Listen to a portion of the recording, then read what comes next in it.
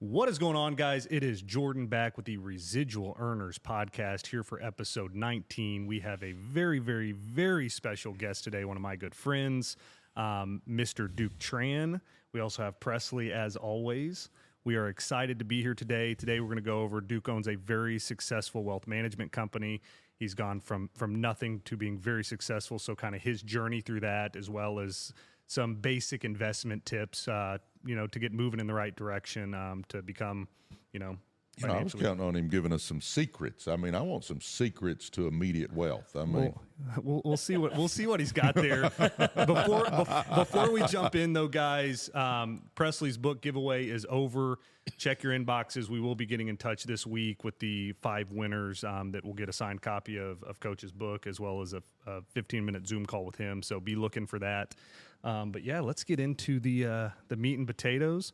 Welcome, Duke Tran. Thank you very much for having me. How are you doing? Very well, very well. I'm amazed by the setup here. I feel like I'm on Jimmy Fallon. We'll get there one day. For those, obviously, y'all don't know, Duke is one of my really good friends. We've been golfing buddies as well as family friends. Our wives and kids hang out a ton. Just a fantastic family. Duke is, started off with Merrill Lynch. Yep. With Merrill Lynch, worked his butt off to then later on start his own firm. Super, super cool success story. You said that like he and I aren't friends.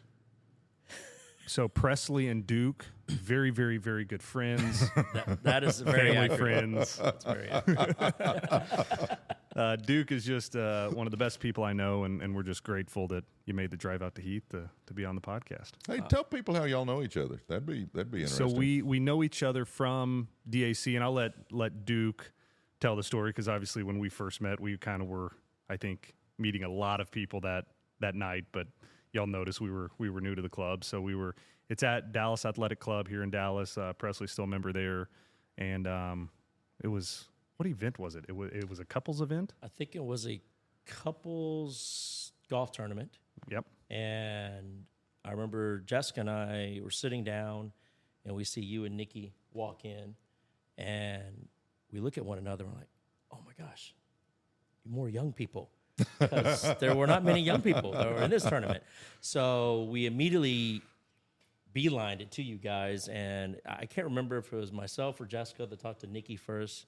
Nikki is 10 times more approachable than Jordan is. Absolutely. Presley, as you Absolutely, know. yeah. And so we gravitated towards her, struck up a conversation, and I guess the rest is history. The rest is history. Our kids are virtually identical ages, and so we kind of went through We that were also whole- neighbors. Also neighbors. Lots of commonalities. Lots of commonalities. Obviously, pro baseball is another popular area. I thought you were going to go with similar driving distance. When you started I thought that's exactly where you're going with it. It's along the same lines. Yes, that's how ludicrous it is. I probably hit half as long as you do off the tee. So, Before we move off of DAC, every time I walk the halls at DAC, your picture's hanging on the wall there. Explain that to me, would you? Yes, I was a former president out there at DAC years ago, and that was a very fun experience. I actually have a funny story about that. Recently, I was meeting with a couple for investment purposes, and about 45 minutes into the meeting, the wife was like, Duke, I know you from somewhere. And I've never met her before until that day. And then one of my partners in the meeting was like, well, do you guys golf anywhere? Or are you members somewhere? Like, yeah, we're members at DAC. Like, oh, I've seen your picture there on the hallway. So yes, I guess that picture still gets a little bit of legs, but it's been a while. So I grew up out there at DAC as my first, where I learned how to play golf, where I started my practice, started all my friendships, everything. DAC holds a very near and dear place in my heart. Actually, that's where I met my wife. So it's a great spot. I miss going out there. That's for sure. Well, if I don't get to see you for a while, I just go stand in the hall and stare at your picture. I'm sure Do you do notice anything about his picture that stands out from every other picture on the wall? Well, there's not a lot of Asian guys on that wall. That's not where I was going with that. Oh, But that is accurate. That is an accurate statement. That is an accurate statement. Yes. Every other person wore a black suit with a white shirt, and yours is bright blue. Yeah. Well, a little. And there's probably 20 Yeah, it's a 20 pictures up there? 100-year-old club, right? So or there's more quite a than few that. guys. Yeah. And everybody's in a black suit. Then here Duke is just smiling in a bright blue one.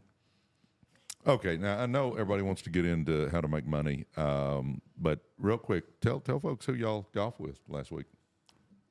It's your connection, so I'll let you. Oh, we golf with a buddy of mine, Seth Curry. Played a couple rounds with him. Our kids are our friends from school. Is how I know him. And Yeah. who ended up winning that? The overall money of the 2 days? Oh, I thought we were here to talk about investments. I was investing in time with you, Okay. and also the return wasn't bad. Yes, no, it was not me. But I'm normally on the business end of those golf bets. I have not made any money playing golf my entire golfing career. I'm not sure why I choose that as a. But you do hobby. that on purpose, don't you? So they have more money to invest with you. Is that why you do that? You know what? I should look at it that way. That Yeah. would make more sense if I looked at it that way. They're write-offs. But so let's get into it here. Kind of give your backstory. You know, went to school, kind of when you came out, kind of the stuff you did. Because obviously, you know, the one thing that always sticks out when I think about you and the hard work put in is you always said 1,000 dials a day starting out. So just kind of give a little bit of your backstory. Obviously, you don't have to go into depth of what you're doing now because we'll kind of get into that. But kind of how you got where you are now. Sure. Started off when I was going to school at Baylor. Sikkim Bears. Sikkim Bears. Sikkim That's Bears, right. yeah. I forgot about that. Another bear. Well, I'm actually not, but Sarah Beth and Jeannie's parents, That's right. and Jeannie's A very brother, and bear-friendly- it's a bear-friendly family out there. So my junior year, I believe, in college, I had an internship back here in Dallas at what used to be Chase Bank. It wasn't even J.P. Morgan Chase yet, just Chase Bank. That was a paid internship. I believe in their technology department. Back then, technology was the hottest degree coming in the late 90s. There was not enough jobs in this country to fill technology degrees. So I didn't know if I was leaning that or not. So coming back in the summer to work for Chase Bank.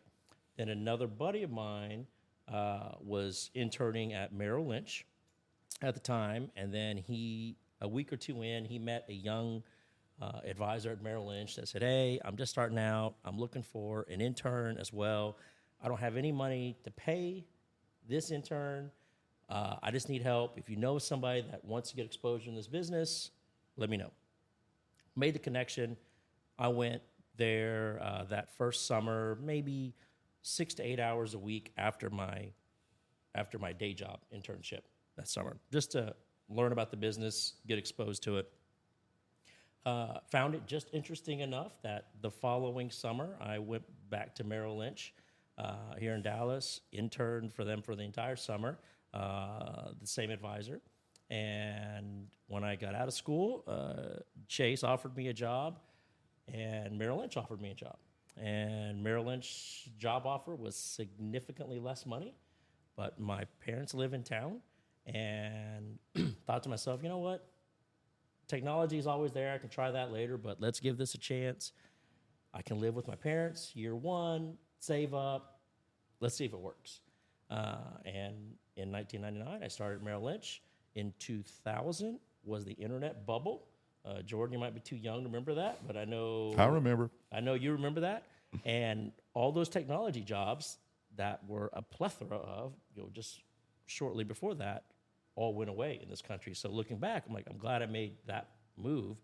But the internet bubble also brought on an interesting phase in the stock market too. So when I first started at Merrill Lynch, the stock market kept going up and up, and I'm thinking, wow, I'm going to be a billionaire in 3 years. This is fantastic. And then the internet bubble burst. 9/11 happened. The whole financial world got turned upside down. But that, luckily for me, I did not have a book of business or a big book of business yet. So I got to learn by watching, and it took many lessons away from that very time in the economy that still carries with me to this day. But that's how I started, was back at Merrill Lynch in 1999. I worked for a couple teams at Merrill Lynch.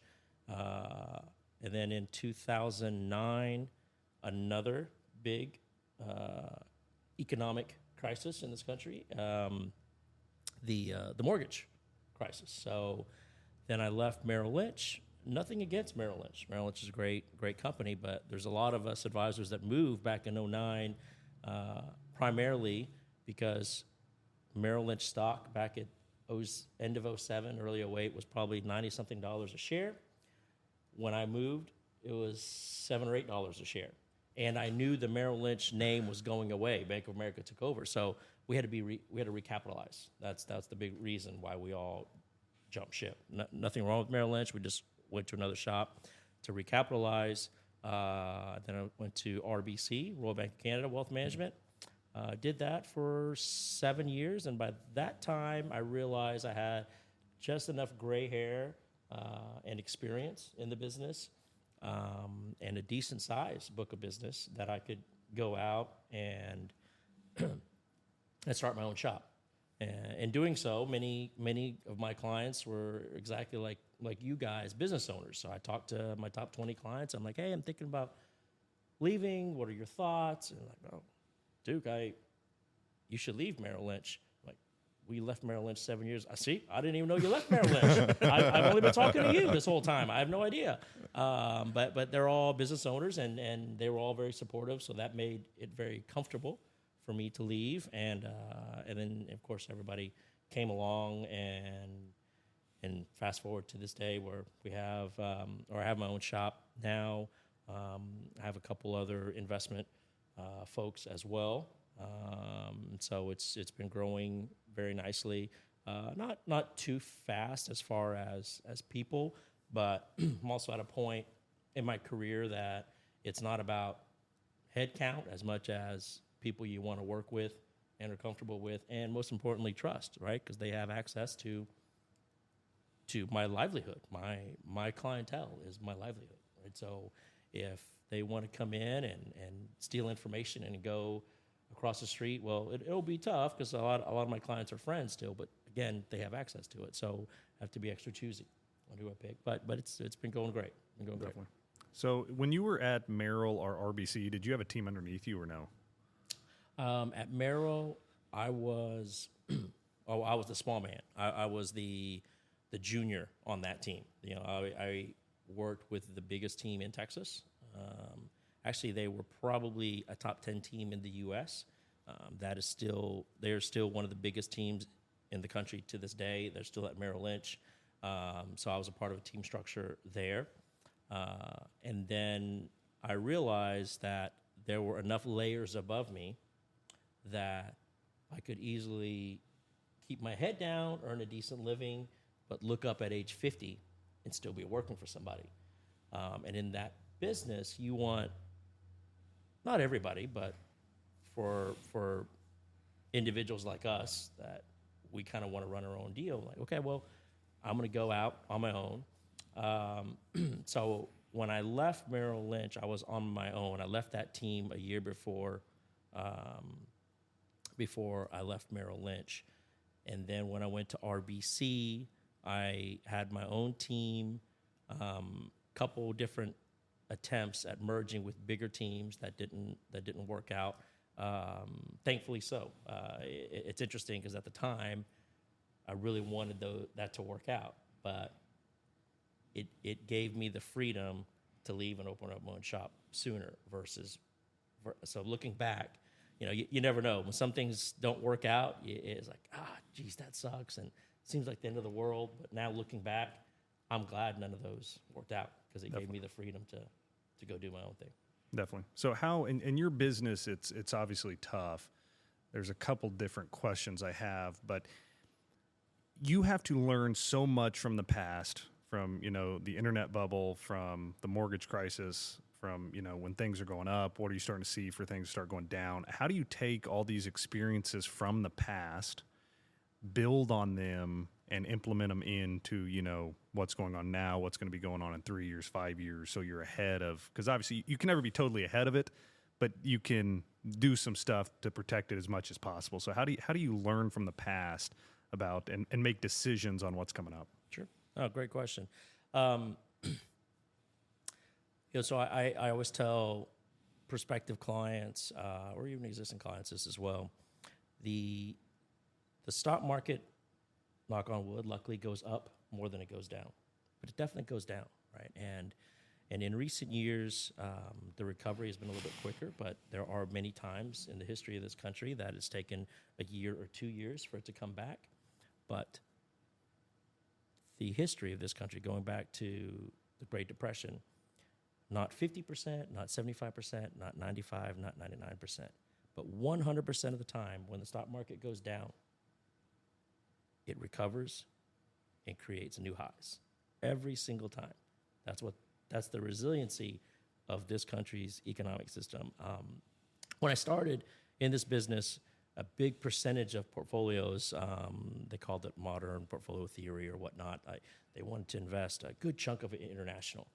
And when I didn't know any better, that's what I did when I was younger. But as I've gotten older and watched portfolios, the money is here in this country. All three of us, we believe in this country. Is it perfect? Of course not. Regardless of what goes on in DC, it's still the greatest place to live, and I would even make a case to invest in. There's a reason we have that flag back there. Absolutely. So, but yes, so I've learned that all the old things that we hear in this business of buy low, sell high, time in the market, not timing the market, or Warren Buffett's old adage of you need to buy when there's blood on the streets. All those things are true, right? When the whole world is telling you to run away from the stock market, the smart money is considering and putting more money in this. That's when you really make the big moves in your portfolio. It's more comfortable to only invest when everything's hunky-dory and everybody's saying, oh, the economy's great, blah, blah, blah. Sure, you'll make a decent return, but if you look back at the big moves in your portfolio, it's those tough times. If you can reallocate properly during those tough times is when you're going to make the biggest moves. I read that over the last 30 years, annualized, if you're in the S&P 500, it's been like a 10% growth annualized. But if you were out for just 25 days in those 30 years, your 10% drops to 5%. In other words, you got to get in, stay in, and ride the tough times, because when it bounces back, it's usually after a tough time. 100%. That's very accurate. I've heard many similar stats to that as well. Did I sound smart telling you that? I mean, it sounds like somebody Googled a few stats before this podcast. I've got some notes here. Did you notice, Duke? but that is very accurate. Of people get nervous when stock market's down, right? It especially COVID. When COVID hit, that was in the 25 years I've been in this business, I've never seen the stock market drop 30%. And I think it was like 21, 23 days. It was incredible to watch. And I had a handful of clients that at that time, they were like, hey, you've been telling me to buy when there's blood on the streets for you. Well, there's a lot of blood on the streets. and luckily for them, they were in a position to buy down. So after the fourth or fifth buy-in, I mean, they're hurting, right? They're like, oh, Duke said that, but I don't know. And I didn't know. Like, I didn't know. We could have gone even lower, right? We could have gone even lower. But then you fast forward to the end of that year, which back in 2020, no one would have ever guessed the stock market would have rallied that fast, right? By fall, we've already recovered everything, which is ridiculous. I remember talking to clients saying, in a year or two, this will be behind us. We'll recover. Never in a million years, myself or anyone would have thought we'd recover in 90 days. That's insane. But yes, it's time in the market, not timing, and that's the hardest thing about investing is, and that I guess that's another thing I want to say is, that's what I do is take the emotion out of it. because the typical investor at home would have just pulled out. Now, if you pulled out, you would not have kept going lower. But when is the time to get back in, right? So that's the hard part too. It's easy to pull out, but then no one's going to ring a bell and say, okay, here's the bottom. Go in now. That'd be too easy. You know, I've always thought you had a crystal ball that knew when. I mean, you're bursting my bubble here, dude. Jeez, you got some of my money. You know, It's, the markets have been very friendly the last 10 years. That's for sure. So. Amen. So, a question: you said you take the emotion out of it, and I know you weren't speaking of it in this manner, but how do you deal with the stresses of your business? Because it's definitely, you know, you're dealing with all of your clients' livelihood. You know, when markets aren't doing well, that's a very stressful thing to have on your shoulders. How do you deal with the stress, de-stress? You know, how do you handle those situations?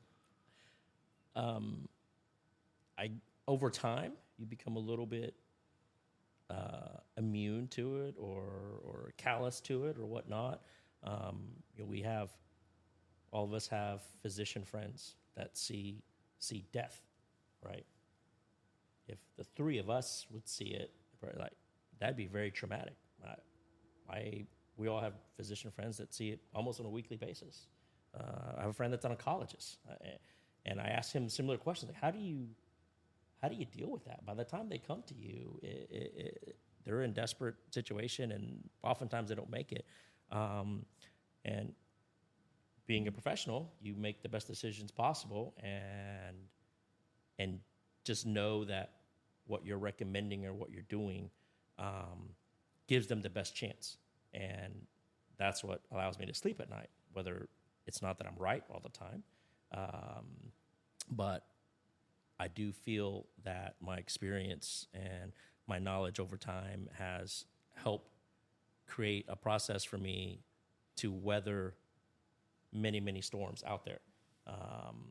But you never know. You never know what the next storm is going to be, right? Even we lived through COVID, and you could re-explain everything to me again today, and I still wouldn't believe you that the world even went through that.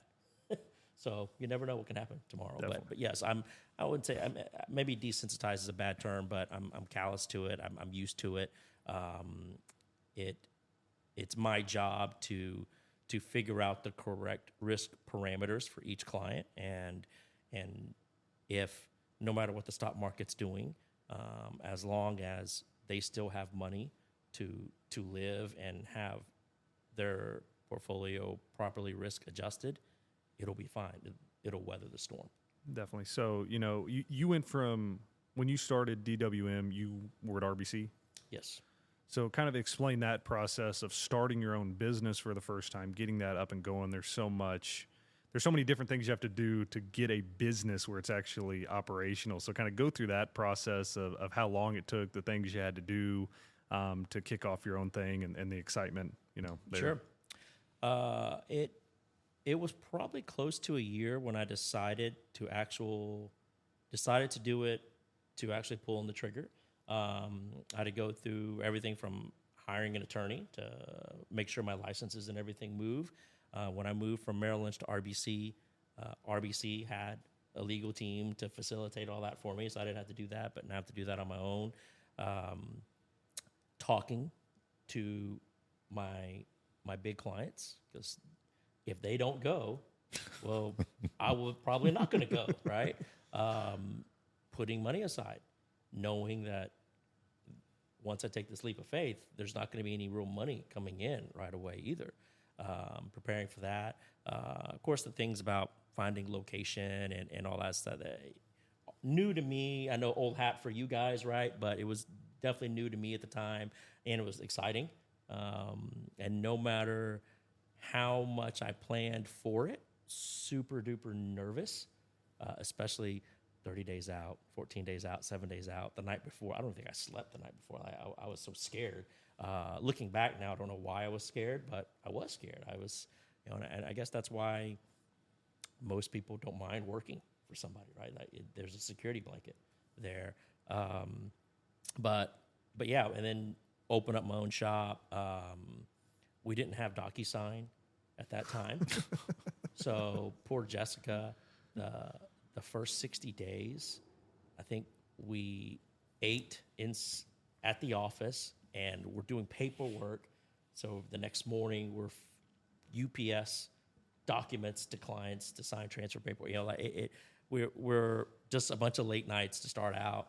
And what's funny is I left in August, and then we found out in October that she was pregnant. If we would have found out prior to August, I don't know if there'd be DDM. I would have been a little bit nervous on that. I don't know. Maybe now I think about, I would have gone, but who knows? Not having that on my mind gave me the extra freedom to do that as well. And then at the time, Jessica was still working. We ran benefits through her, and obviously she was, her paycheck helped us live as well, and so it was definitely a joint jump for us. And actually, she pushed me a lot. She was one of the big reasons why I did it as well. We got married, I think, a year before, and then as we're talking about what does life look like 10 years, 20 years from now? What do you ever want? What is there something different that you wanted to do, Duke? And I'm like, well, not different, but a little bit different. And so she kind of pushed me into that as well. So it was very comfortable with her working at the time for me to do that. And I'm guessing there will be some people that are watching this podcast that are thinking about going into your profession. What would you tell them? It is very different today than when I started. You know, when I started, I think Jordan alluded to it earlier. Every day I had to do 1,000 dials a day. You cold call, and the only way to do that successfully is your fingers never leave the phone. Don't leave a message. You know, you dial and you get someone on, great. If you don't, you hang up. You dial again. In today's day and age, they've had caller ID since then. Do not call lists exist now. So to some extent, people still do make some cold calls, but it's not a popular way to start this business.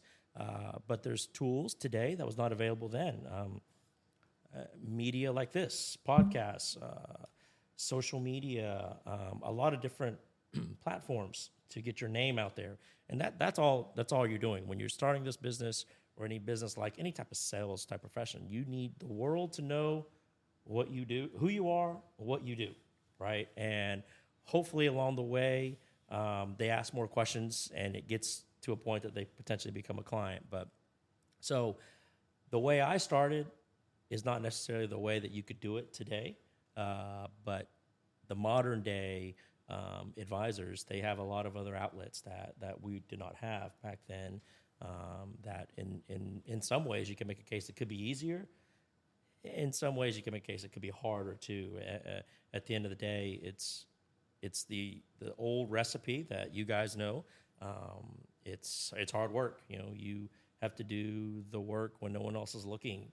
Those little things when everyone's asleep or when everyone else is on vacation or whatnot. Those are the sacrifices you make to start off this business or any business from the ground floor.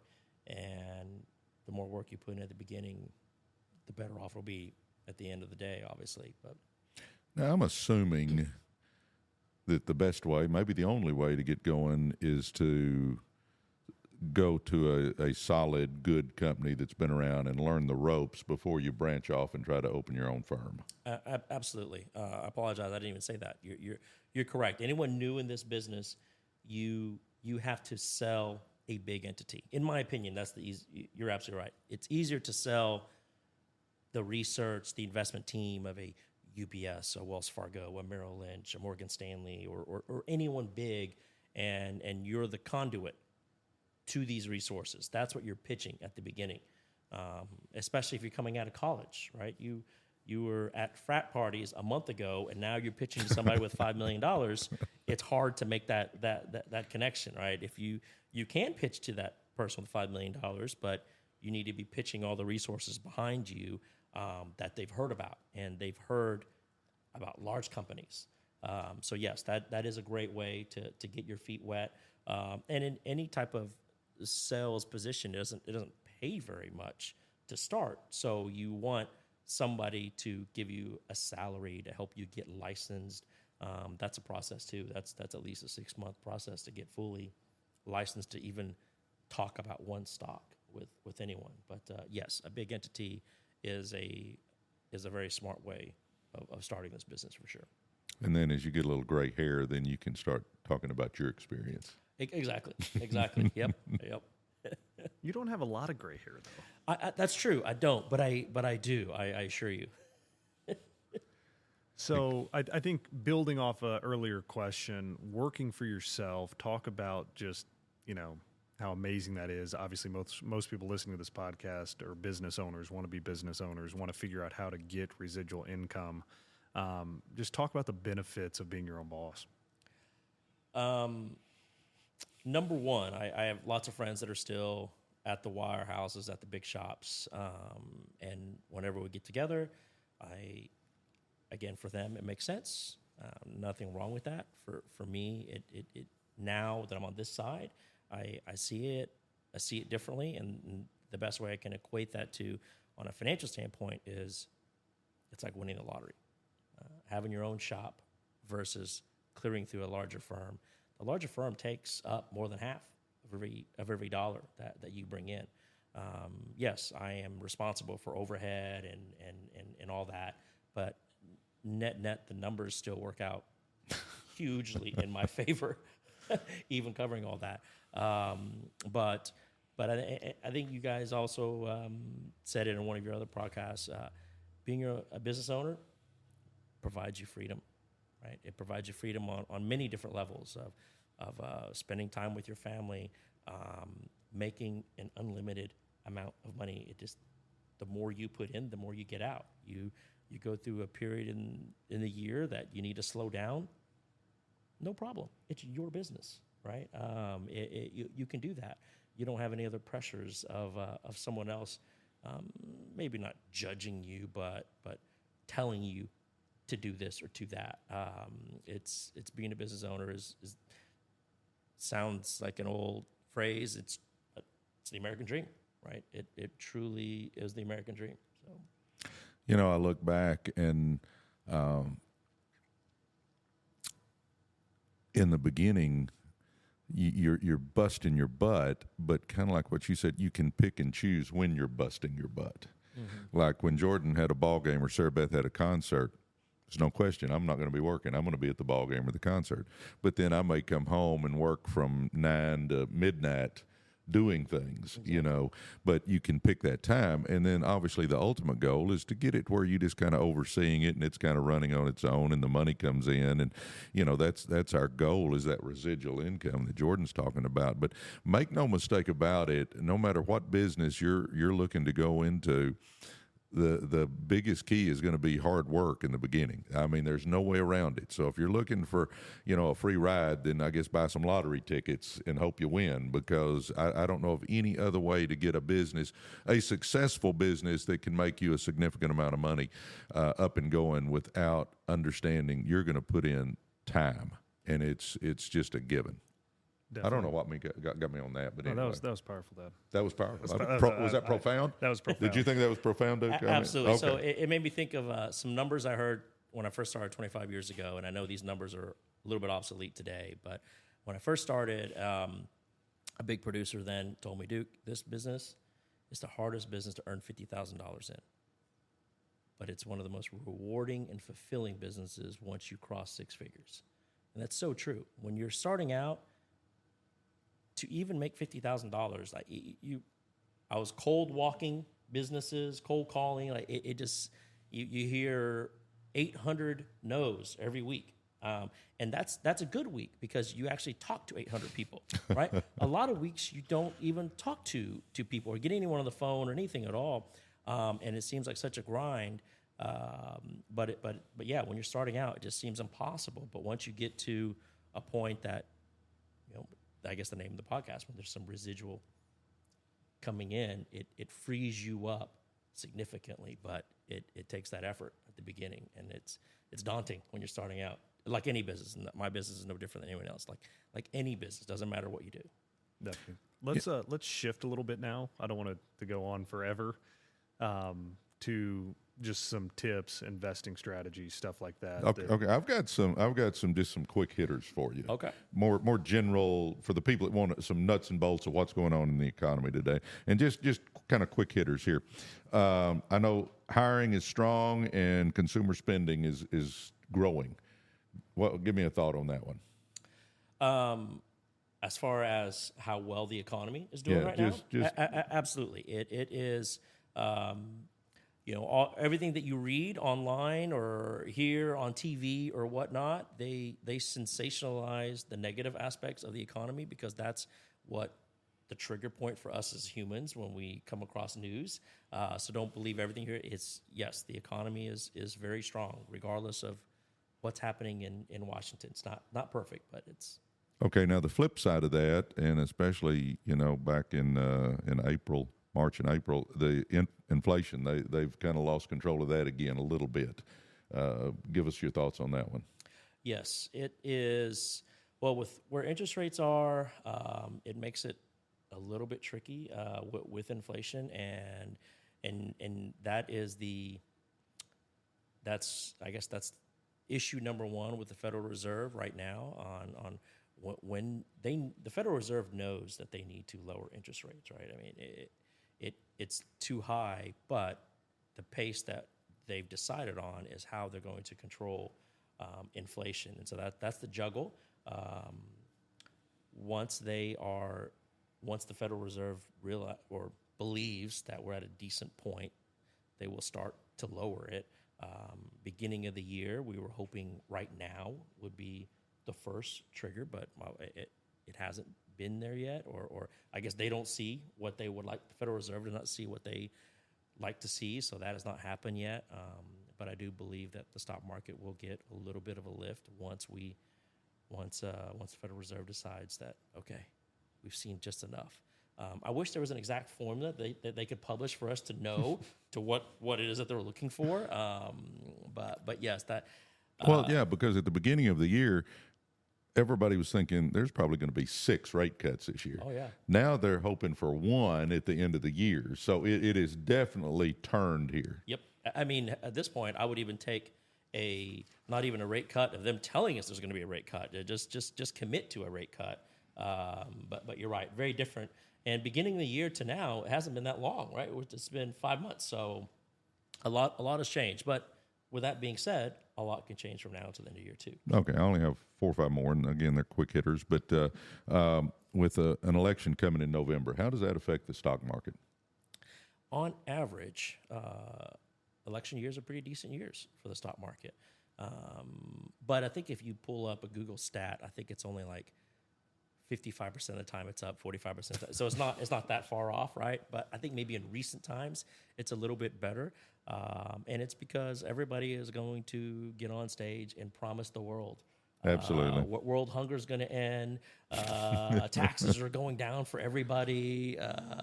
It's never going to rain on a golf day. They're going to promise everything. So everyone should get a little hyped up about it. Okay, conflicts in the Middle East. Hard to say on that in the sense of. I was thinking more it affects supply chains and stuff. Okay. Yes. No. That's for sure. I feel like conflict in the Middle East has been something that's pretty much gone on in the entire time I've been in this business. I think since biblical times. Right. So. I don't want to make light of it, but it's kind of a part of society, right? So I would imagine that supply chain and all that would plan for that accordingly because you're right. Basically, it's just biblical. It's always. It seems like it's always been there. All right, oil going from $70 to $87. How does that affect the stock market? Well, for our friends in the oil and gas business, it's been fantastic. I don't feel oil has affected too much in today's day and age. I feel like it's been pretty steady Eddie and stable the last few years.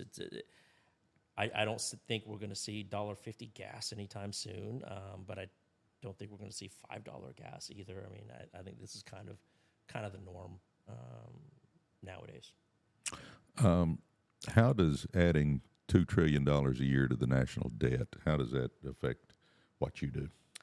Kind of similar to the Middle East issue, right? That number is so big and so pie in the sky now that when politicians say we're going to do this, we're going to do that to reduce the national deficit, it's hard to even take anyone seriously when they make the number's so big, and it requires a lot of, I mean, just the money that this country gives away. Like that, I don't even know what that number is. It's a crazy number. I don't even see a scenario that we don't add to that every single year, right? Because for them to do all the things that they promised to do to get elected, it costs money, and it's always more money, but yet they also want to reduce taxes in some cases as well. It's hard to do both. I think that number is so big and so pie in the sky that it's hard to take that seriously whenever someone says they're going to bring it down. I think they will always continue to add to it. If they add to it annually less than the year before, I think that's a success. All right, my last one. I'm 66, Jordan's 34. When you're talking to us, how does your thought process differ when you're talking to us about timelines and goals and stuff like that? Everybody's timeline, even at age, is some of my most aggressive portfolios are clients well in their 80s, because it's money that they'll never spend. It's generational wealth for them. So age does not necessarily come into play. It's not black and white, right? Everybody's situation is different. Knowing your entrepreneurial spirit, Presley, even at your age, my guess is you're working until your last breath, because that's who you are. Not because of wanting more stuff or anything. You enjoy the process of earning. You enjoy the process of helping others earn. That's what gets you up. It's not that, oh, I need to get one new shirt or another new car. I need to make more money for that. That's not what gets you up in the morning. So in your situation, there's going to always be some type of income coming in, right? But if you're 66 years old and say, hey, Duke, at 70, I'm going to wrap things up and I am going to go live on the beach for 10 months a year. I'm not going to earn one more dollar. What do I need to do? Well, in that scenario, we would glide path your portfolio into retirement, meaning whatever the equity exposure is today, we would casually reduce that going into age 70. You might not be 100% fixed income by that time, but you'd have more exposure to a more boring portfolio at that time, because the last thing you want is the year that you retire, the stock market to go down 25%, right? And it can go down 25%. That'd be ill-advised on my part. I would be doing an injustice to your portfolio. So in that scenario, we would glide path you into retirement whenever that date is. But yes, with that aside, even at your age, would you buy would I have you buy similar risky type investments that Jordan would buy? Absolutely not, right? Jordan has time on his hands, and if it makes sense, if it went down 50%, there's still plenty of time for Jordan for that to recover. For you, we don't want investments to go down 50%, but let's buy something that maybe earns 8% or whatnot for someone like yourself. So those some of the things we think about, but it doesn't necessarily mean a 66-year-old. Age isn't the only factor, in other words. Correct. There's many factors. Yeah. No, and you're right. Lord willing, I don't ever see myself doing nothing. Yep. And you're right. If I make another $5 million here or there, my lifestyle doesn't change. But I enjoy what I do. I enjoy helping people, and long as the good Lord gives me a mind and some health, I'll be doing this. For sure. So I think my last question would be somebody coming out of college, getting their first job, somebody that's only been working 5 years or so, what are the steps that those people should be taking to set themselves up, for retirement, so they can enjoy, financially set retirement? Sure. The hardest, I think the hardest thing about making money in today's day and age is saving it. It's not investing it, it's saving it.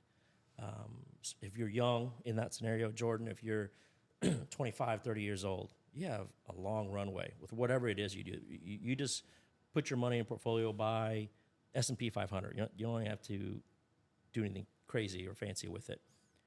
The hardest thing about making money is saving money. We live in a society that you can lay in bed at night, get on your phone, and spend all your money on your phone, right? You can charter a plane on your phone in bed. It's too easy to spend money. When we were all younger, you actually had to get in the car or ask mom and dad to take you to the store to spend money. It's not like that in today's day and age. So when you're new to the working world, making a little bit of money, finally off of mom and dad's scholarship plan, and you can go buy this or buy that. It's so easy to do that, and I'm just as guilty. Jordan and I talk about this all the time. I'm just as guilty as anyone. So I'm not saying things that I am great at or perfect, but it is too easy to spend money, and the hardest thing about making money is saving it, because the more you can save at a young age, the more the compounding effect of that money decades later it's crazy. It's crazy. The numbers are so out there, but they're accurate. They're very, very accurate. I can't remember the exact numbers, but for someone that puts away money in the first 10 years of working and then stops and never touches that money, versus somebody that puts away significantly more money than that at age 45 or age 50, and then it only have 10 years of it. The person that set away less money at an early age will dwarf the person that puts away more money later on in life. It's incredible, the compounding effect of money, for sure. Well, that pretty much sums it up for me. You got anything else? Well, give them your website. Give them how people can get a hold of you, Duke. DukeWealthManagement.com. Super easy to get a hold of me. More than happy to answer any questions and point you in the right direction.